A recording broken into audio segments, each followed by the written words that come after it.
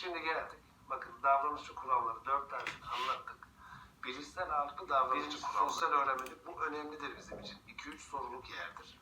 İkinci, bilişsel ağırlıklı davranışçı olan ikinci kuramımız. İşaret öğrenme kuramı. Beklenti kuramı diye de geçer. İşaret geçtalt kuramı diye de geçer. Aynı şey arkadaşlar, takılmayın fazla isimlerine. Tolman'ın kuramıdır ama şimdi ne kadar da böyle detaylı görürseniz görün fark etmez. ÖSYM bundan sorarsa sadece gizli öğrenmeyi sorar. O gözle bakın. Biz ufak bazı noktalara dokunmuş olacağız. Önce şu işaret nedir onu anlayalım ki daha sonra bu adamın ne dediği daha güzel rahatlatmış olsun bizi. Şöyle düşünün bakın. Adam şöyle bir kurgu yapmış kafasında. Şunu bizim zihnimiz olarak düşünün. Zihnimiz. Hafızamız, uzun süreli belleğimiz adına ne diyorsanız. Diyor ki insan zihni doğuştan 2 bölümden oluşur. Şöyle.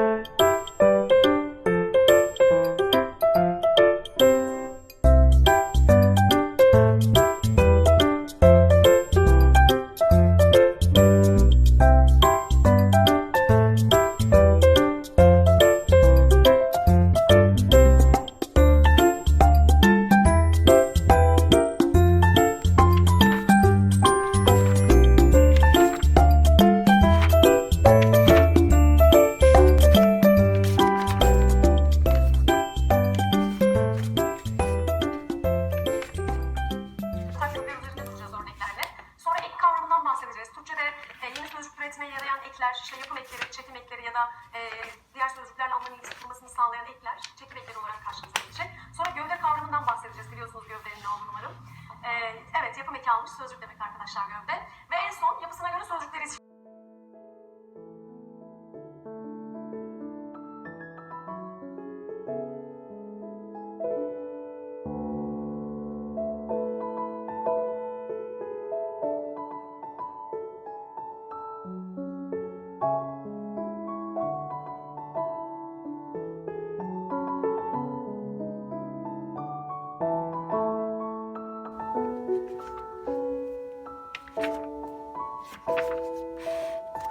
Thank you.